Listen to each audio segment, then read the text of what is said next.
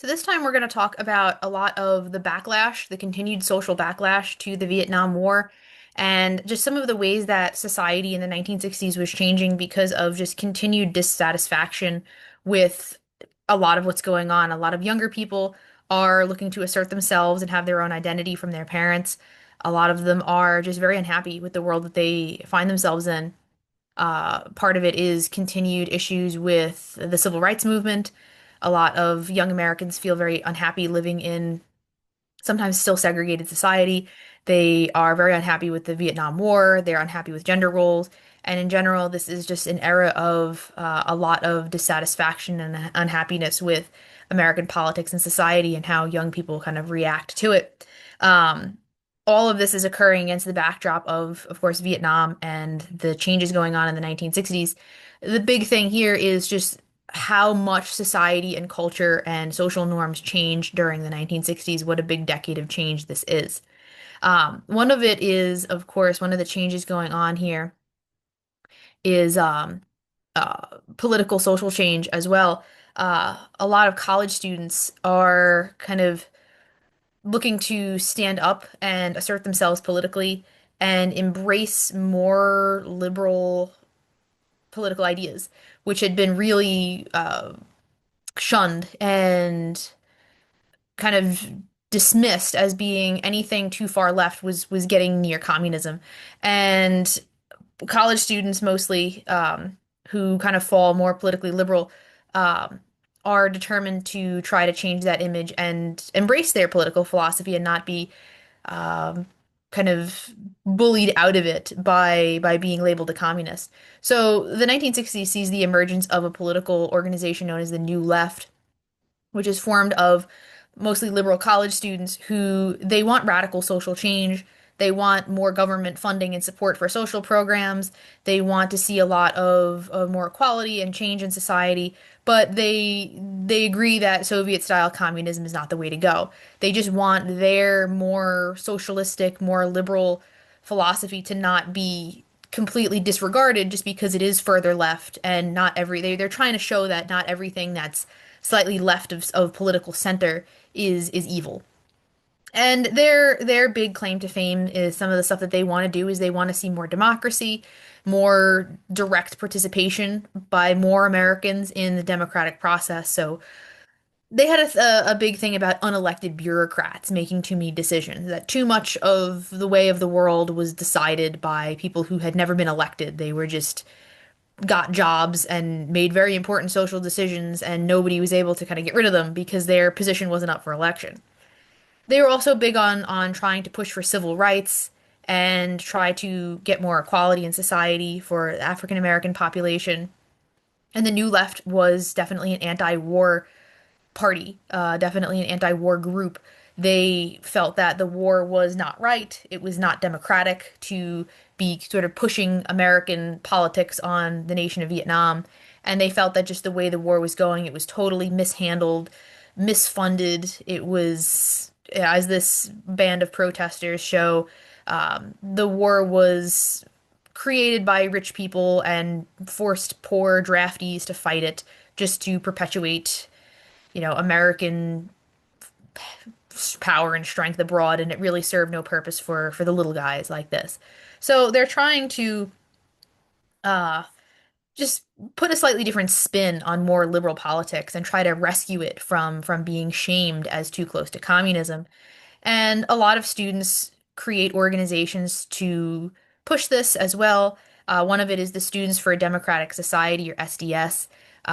They were founded in 1960, and it was an organization of college students who were very critical of just everything around them. They were critical of political structures, critical of the government for getting the United States into the situations it was in. But a big thing was they were very much advocates for free speech and free press. The SDS, as you can see there, one of their images was the raised fist, which for a while had been a symbol of the Black Power movement. So they kind of adapt that to their own purpose. And much like the New Left, it's a very liberal organization that wants to see a lot of social change, and it's run by young people. So you see a lot of angry young people in the 60s. A big thing for the Students for Democratic Change was they kind of used that momentum of more political pushes for change to try to enact change that they can see that will benefit them. One of it is a lot of university students want to change the way universities run. They feel that college campuses are not very democratic places. They restrict free speech too much. They have policies that a lot of students don't like. Things like something called sudden death exams happened a lot in colleges in the 60s where they'd over enroll a lot of schools. They'd take more students than they could handle. And then they would have these exams that were designed to flunk out like half the class. And that's how they did kind of crowd control in colleges. And students didn't like that. They also didn't like that college seemed to have become just a preparation ground for a boring corporate job. And you can thank groups like SDS for advocating for general education requirements, which was supposed to create more well-rounded individuals. So even if you're going to school for a biology degree, you're going to have to take a history class and an English class and a basket weaving class and a whatever, what is those called? Electives. Because the idea was college is supposed to be a place where you become a well-rounded person, not just get prepped for a dead-end job, really. They saw it as very soulless, that college should be about learning more about yourself too, what you really wanted to do. Because maybe if you're exposed to different things, you might change what you want. You go into college, you want to be an accountant, you take a biology class because you have to, and it turns out that's your real passion is biology. So they wanted to change college as well. There's a lot of university reforms, and this grows out of the New Left and the idea that college students see this and they want to also advocate for change as well. So all of this, a lot of what's going on in the 60s, a lot of what, let me see if will this, no, this is not going to play in here. I'll give you this video to watch. A lot of what's going on in during the 1960s, the student change is known as counterculture. And counterculture has a pretty easy definition. It's anything where you're trying to go against mainstream. You're countering mainstream accepted culture. Counterculture is a desire for difference. It is a rejection of authority. It's a pursuit of creativity and expression. The counterculture movement of the 1960s is a desire and goal to be as different from your parents as humanly possible. So I'll show you some videos you'll see as part of your assignments. I'll have some counterculture videos of what it means to be counterculture. But it's just being different, more expressive. Dress differently, act differently, have different music, be different. Why do you want to be different? Because if you're unhappy with the world you live in, you have to blame it on someone. And a lot of young people blame it on their parents and think that it's them that got us here. Their beliefs, their mores, their values, their likes, their culture did this. So we have to be different. We have to reject it. Everything that they believe in is wrong because that all those beliefs landed us here. So it's a very strong rejection of social norms. So you'll see in counterculture, people are dressing wild. They're like different colors. They're growing their hair long. They're not wearing suits and ties. They're trying to reject everything their parents believed in because they feel that it was leading society basically to ruin. And the idea that you needed to pursue wealth and power was something that a lot of young people felt very alienating. They felt that it wasn't right, that it was something where that had led to a lot of unhappy people as well. They see their parents as just kind of unhappy, stodgy, dusty old fools. And there should be, for these younger people, there should be some appreciation for personal fulfillment, where you should pursue creative things. And, if you want to make pottery in a RV your whole life, great. That's your calling, just do it. Don't let your stodgy old parents complain about you not making money. They wanted you to be a lawyer, but you're a RV pottery maker. That you do you. They really is the idea of chasing personal fulfillment and happiness and inner peace as opposed to wealth and power as a real just because that's vastly different from what their parents and themselves had even been told. And a part of this is too with counterculture, it's because the war in Vietnam and the fact that the government lied about a lot of stuff with it has eroded their respect for authority. They feel that why should I listen to a government that lies to me? Our parents slavishly believe in the government still, those fools. there's a lot of sense that, why trust any authority because it's not looking out for your best interest, and they're going to lie to you anyway. So keep that in mind when you watch some of the counterculture videos. Part of counterculture was, doing things as differently from your parents as possible, was more experimentation and use of drugs, because again, that's supposed to be the bad thing to do. Ooh, nobody does, drugs are bad, and they are. But there's more of like a push to try to even counter that. That, if your parents think drugs are disrespectful and evil, and your parents are wrong, if your parents are wrong about everything, then this is the idea of the 60s that they're going to try drugs, and it is not a good idea. It goes very, very badly for a lot of people, but the sentiment is there to try it. Don't. There is a lot more experimentation with drugs because of that rejection of social norms. One of the most famous instances of this is a guy named Timothy Leary who had, oh my gosh, what was he? He was a professor somewhere, and he decides that LSD is the thing to play around with, and he promotes it as like this is gonna free the mind.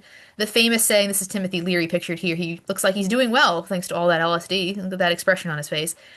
He advocates for people to turn on, tune in, and drop out, which is basically take drugs, listen to rock and roll music, and zone out all day. And Leary promotes the use of LSD as a way to kind of connect with your spiritual. I don't even know what he again. Look at him. It's a way to kind of connect with your inner being or something, your inner psyche.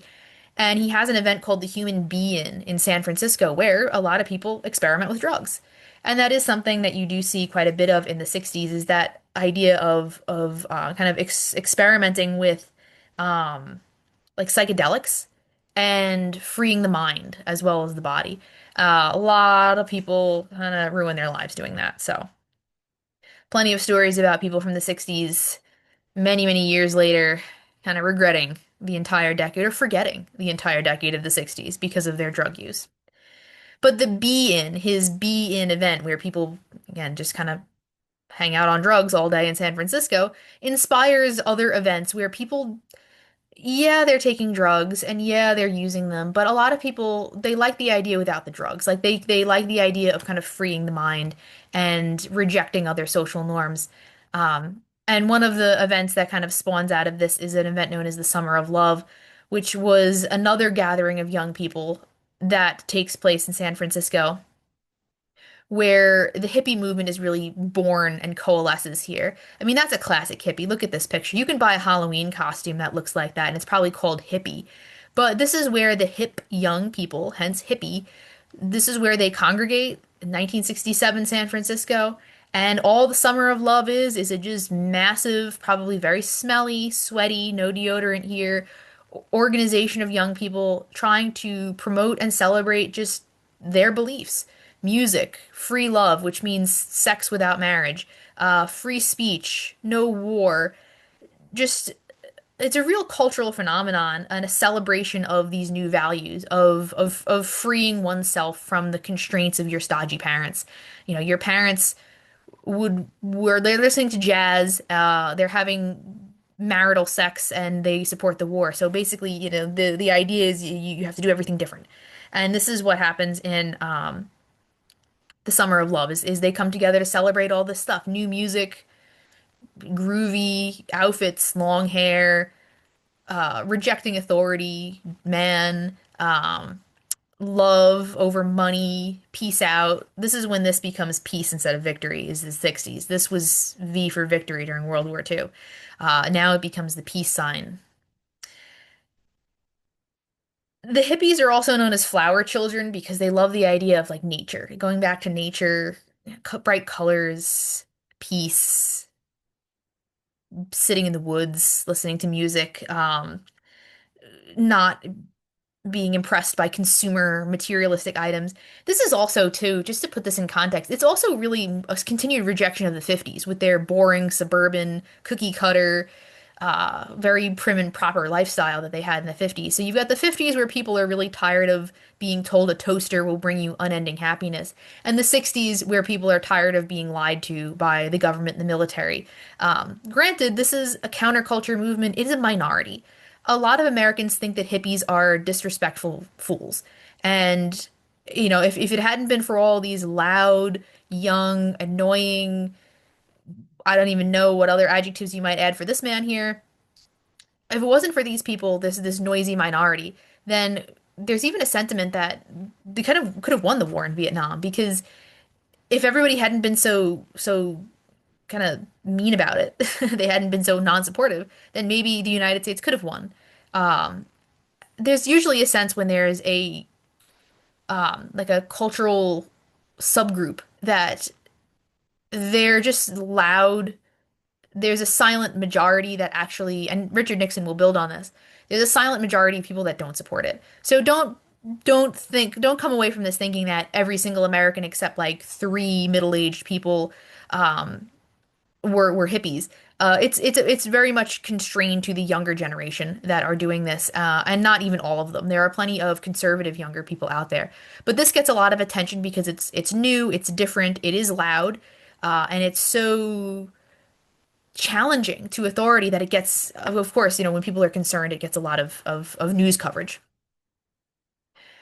There is also a resurgence of Christian faith during this time, partially in response to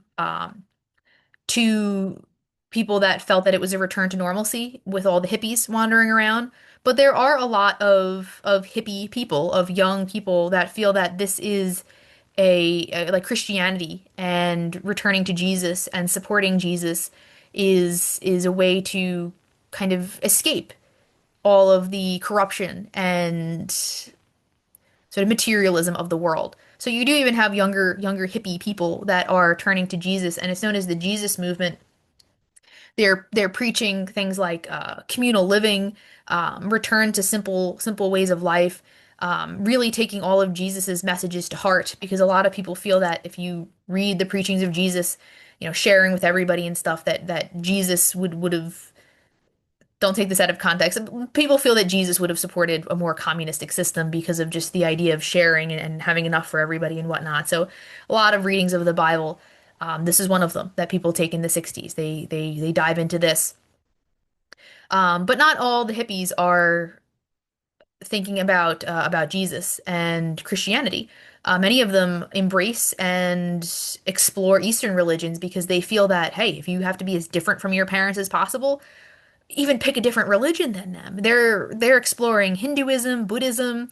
They're doing yoga. I'm pretty sure that's what's going on down there. They're doing all sorts of like yoga and Tai Chi and all of these ways to kind of free the mind and free the body as well. So even further rejection of their parents because they're rejecting what their parents had told them about Jesus and Christianity in some cases, and also even sometimes outright rejecting that Christianity, that dominant Western religion. One of the most famous instances, though, of kind of and I think this, I like to put this in here because it's New York, and how could you not? But also the idea of kind of the epitome of young people coming together and what it meant to be counterculture and what they were doing was the 1969 Woodstock Festival. This is like counterculture at its best here. Um, in Woodstock, what happened was this is kind of the most recognizable, iconic moments of counterculture and the new music and the new styles that younger people were embracing. 1969 in Woodstock, New York, kind of down in Bethel, Sullivan County area, there was a music festival that was planned, and it was supposed to happen on this little farm, and it was supposed to be a couple big musicians, and it was supposed to be 3 days of peace and music.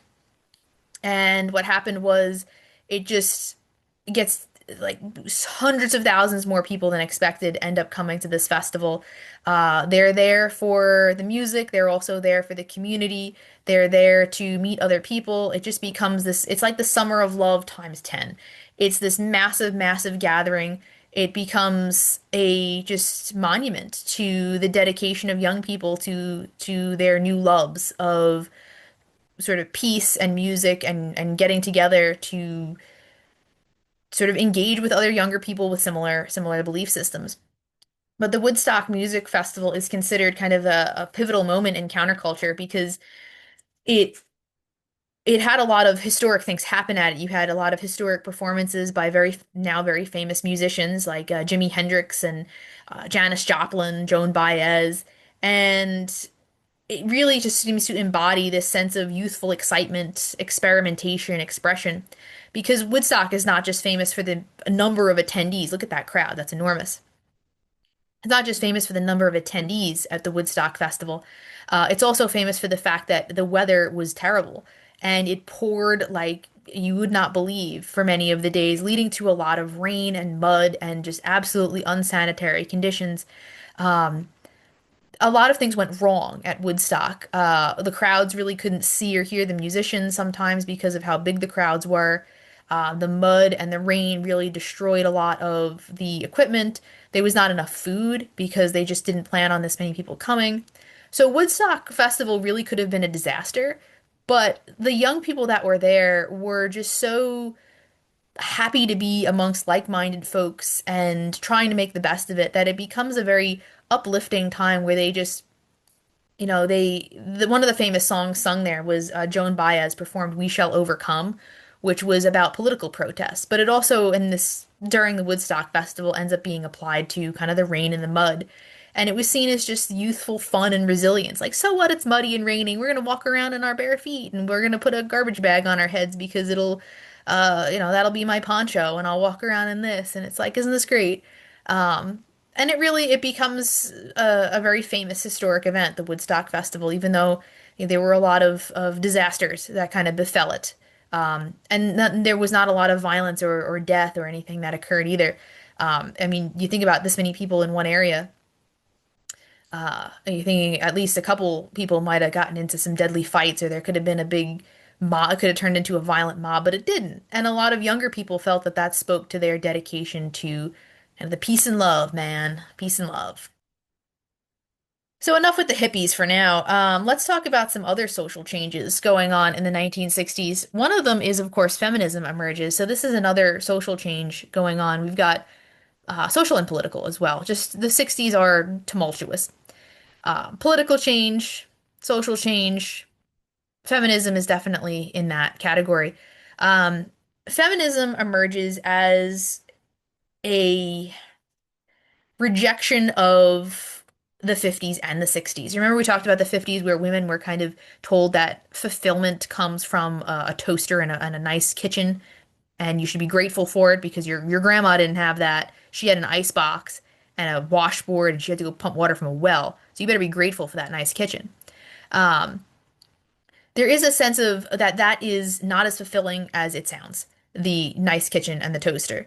The Feminine Mystique is published by a woman named Betty Friedan, and Betty Friedan is a writer, and she puts together this book called The Feminine Mystique that argues that, in her opinion, and the opinion of lots of women she talked to, they are just super unhappy uh, with that expectation placed upon them that they need to the epitome of being a woman in the 50s and 60s United States was to get married, have a nice home, and have children and be a housewife. And Betty Friedan says that that actually doesn't make a lot of women happy. They feel very empty, very open, very empty, very closed off from the rest of the world, lacking in options, lacking in personal fulfillment and education. And they feel even worse, not just because of those reasons, but because they feel like they're ungrateful, because they do have it better than their mothers and their grandmothers. And a lot of white middle class women are extremely privileged and they feel like they should be grateful for that privilege, but they still feel like there might have been a little bit more for them out there than being a secretary. What if you wanted to be a scientist and society says, no, you're not going to get a job like that. No science firm is going to hire a woman. So become a secretary and hope you get married and marry a rich man. Good luck. So when Betty Friedan publishes this critique of of women's lives and says like, look, we're all unhappy. We really don't know what to do about it because we're told we shouldn't be unhappy. It ignites a movement called second wave feminism. It's called second wave feminism because technically the first wave of feminism was the women's rights suffrage movement, the one where women got together to try to get the right to vote. So that was considered the first wave of feminism, where a women's movement for suffrage and voting. This is considered the second wave because second wave feminism is different. It's not a women's movement about getting the right to vote. It's about expanding opportunities for women. And we're going to talk about what some of that is. Part of it is wanting more education, wanting more social acceptance for what's considered non-women's jobs. You know, women want more opportunities to become college professors and doctors and lawyers and things that women were kind of socially barred from doing because it just, you know, no legal firm was going to hire a woman and that was it. You could, you know, they really wouldn't turn a woman away from law school, but she wasn't going to get a job afterwards. So a lot of women just, they realized that and just didn't pursue it.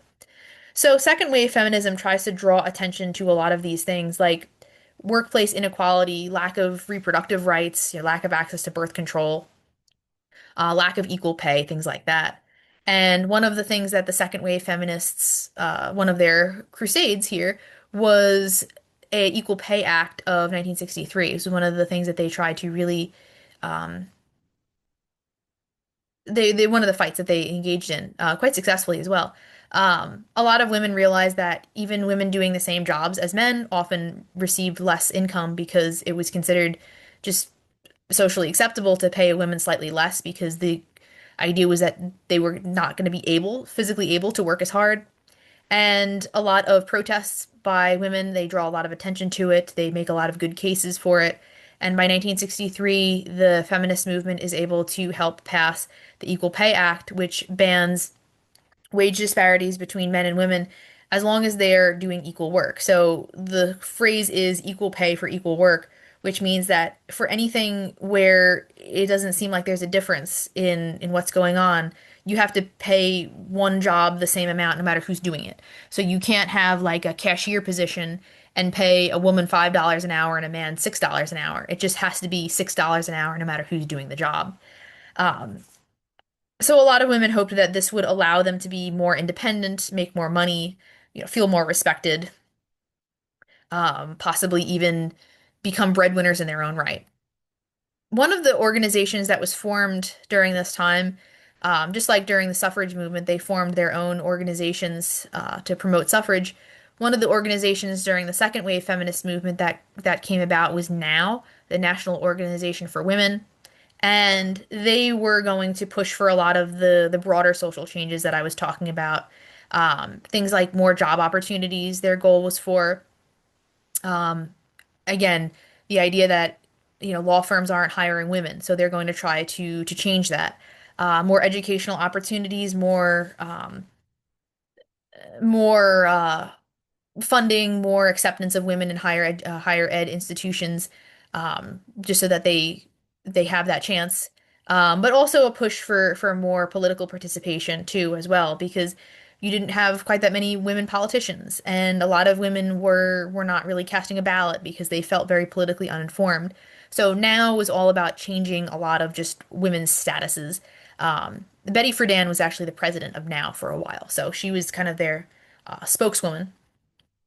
And they really now, and a lot of these women's groups take their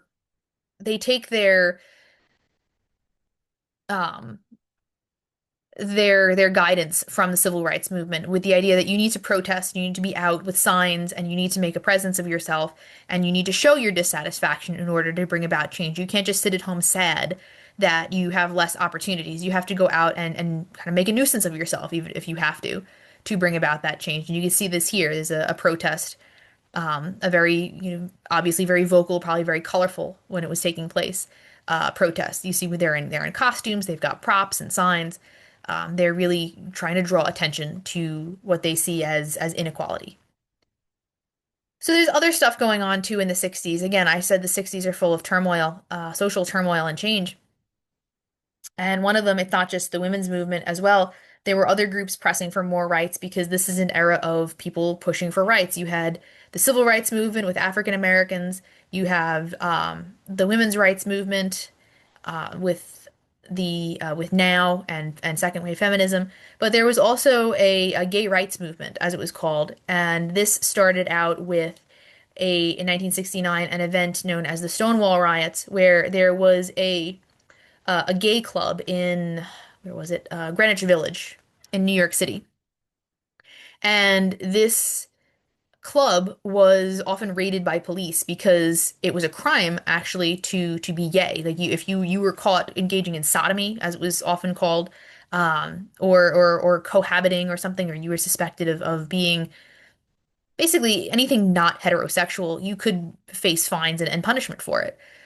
So the police raided the Stonewall Inn, which was frequented by many gay Americans at the time, and it turns into a riot.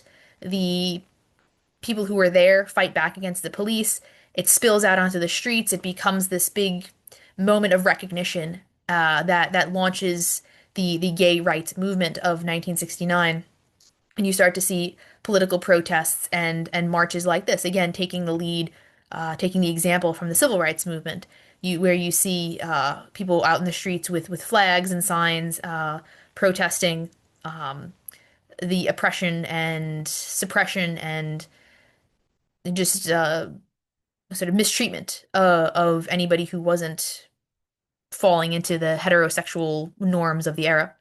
So it's more, this launches another push for rights during this era. We're going to touch on a bunch more. So this one starts the gay rights movement that's much more overt, much more outspoken. Just like, you see people out with signs protesting, you see them doing this for civil rights, for women's rights, now also gay rights as well. There's also other rights groups. We're going to go through a couple more of them. There's more Latino activism and the Red Power movement, which is more rights for more equality and recognition for the Hispanic or Latino population and also for the indigenous population. In the case of Hispanic Americans, there is the United Farm Workers, UFW, and the Young Lords, which are both groups that organize in an attempt to get better. The UFW is for better wages for Latino farm workers, because a lot of Hispanic Americans at the time are kind of living in the Southwest, and they do a lot of like agricultural work, and they were trying to push for better pay and better treatment. The Young Lords were a group of mostly Puerto Rican men in New York City that try to protest sort of lack of services to their part of the city, where there was a lot of like lack of garbage pickup and lack of services and programs like that. So they were trying to be much more militant and drawing attention to their plight. Same thing, the American Indian movement launches to try to gain more rights for Indigenous Americans. They are pushing for self-government within reservations, sometimes even for return of land, as the protester here with the sign says. Um, they even launch an occupation of the Alcatraz Island, which had the Alcatraz prison on it. And the protesters claim that Alcatraz Island had been stolen from the indigenous population and should be returned back. While it's not successful, the protest does bring a lot of recognition to the dissatisfaction that minority populations were experiencing. So this is, I mentioned like pushes for rights, and it's not just protest groups doing this. It's not just organizations like Now or the Stonewall protesters or anything like that. It's on a much wider scale at the time in the 60s. This era is known as the Rights Revolution, and part of it is not just due to the protesters, but also because the Supreme Court itself is kind of establishing more rights and encoding more rights and codifying them in the highest documents of the land. The Supreme Court passes a lot of things, makes a lot of decisions at this time that seem to grant more rights and more protections for Americans. Um, they're protecting more private things for Americans too, and making sure that there is a lot of support for it. One of it is the New York Times v. Sullivan in 1964. there was a big argument going on in Alabama in 1964 about what is the difference between free speech and libel? Because people love the word free speech, they throw it around all the time. But you can get punished for something known as libel, which is where you slander somebody and claim it's free speech, but you're spreading lies. Like if I said, my teacher is a horrible driver and puts a lot of people in danger, and I made a big deal about it, like, oh, look at her driving around in her car all the time, almost running over kindergartners. Isn't that awful? If it's not true, that's libel. That's not me exercising free speech. That's me potentially ruining someone's life with a lie. So there's a big argument about what's libel versus what's free speech.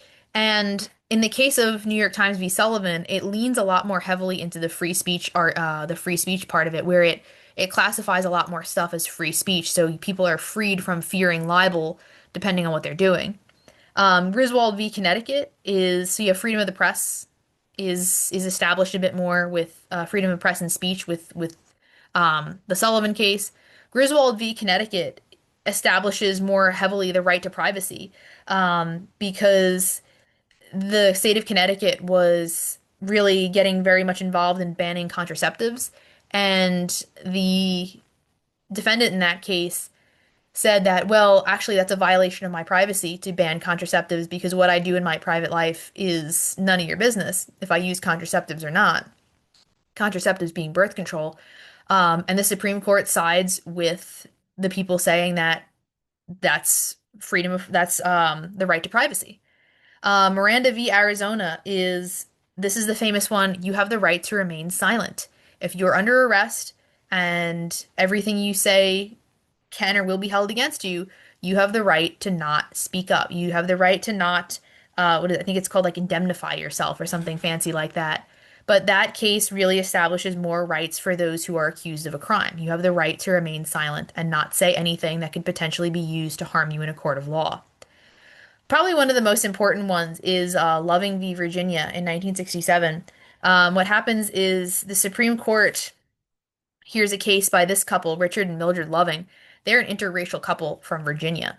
And the Lovings end up getting arrested for going somewhere where there was a ban on interracial marriages. And the case goes all the way up to the Supreme Court, and the Supreme Court decides that no, states can't do that. You can't ban people from discriminating against individuals based on race in the sense that you can't make certain marriages illegal, at least between men and women like this. So Loving v. Virginia uses the 14th Amendment, equal protection under the law, that prohibits governments from discriminating against individuals based on race to say that you can't put a blanket ban on interracial marriages. So the Lovings are kind of the example case here. So the right to marry who you want is also established during this time. So you can see more rights being created and protected for people as well. Privacy, speech, um, if you're arrested, if you're who you marry, all of these things are, some Americans dislike it. They feel like the Supreme Court is just inventing stuff, but a lot of Americans feel that they're covering more things that will help protect Americans and be more free. Free to marry who you want, say what you want, do what you want, go where you want, all that stuff. Another like revolutionary thing going on at the time is there is a surge of environmentalism that happens, and this is so it's not just communities concerned for people; they're concerned with the environment as well. And it's really sparked by the publication of a book in 1962 by a woman named Rachel Carson called Silent Spring. And Silent Spring is a book that she's a marine biologist, and she writes this book about how pesticides like DDT that had been used to preserve food and prevent pests and prevent insects from eating the crops were actually really harmful. So the opposite of this cartoon. DDT is not good for me. Um, she argued that heavy pesticide use was destroying the environment, that Americans were killing the ecosystem by dumping pesticides on their food because her research showed that if you dump pesticides and chemicals on crops, then insects and kill all the insects, you then kill all the birds, and eventually you will have a silent spring where you won't hear any birds singing because they're all dead because they either didn't have anything to eat or they ate contaminated bugs. And it her research, of course, has a lot of criticism against it, big people who don't agree with her, but it also helps launch an environmentalist movement where people are much more concerned with the world around them. They're much more concerned with how to take better care of the planet and helping kind of recognize that some of those institutions that they had venerated, like the government, were sometimes some of the worst offenders. And that you had to kind of protest and get out there with your signs and make a big deal about stuff to bring about change, to stop the local factory from dumping garbage in the river. A lot of it during this era is anti-pollution. It's more about picking up trash and kind of stopping people from dumping refuse in the river and things like that. It's much more kind of a clean up the planet movement, stop using pesticides, stop using chemicals, that type of stuff. Um, so it's kind of another challenge to authority here as well, that, authorities have polluted the planet and it's up to the protesting population to stop it. So the 60s, wow, yeah, there is a lot of stuff going on in the 60s. And it's not just in the United States. There is a lot of stuff that goes on that leads to this, especially in 1968 as well, not just the 60s. But 1968 is seen as an era of just absolute global chaos. It's called Global 1968. There's books on it where you can read about all the chaos that happened in 1968 in particular. Um, a lot of stuff happens in the US and worldwide that just seems to show to people that there was a lot of um, just the world was a dangerous, scary, unpredictable place.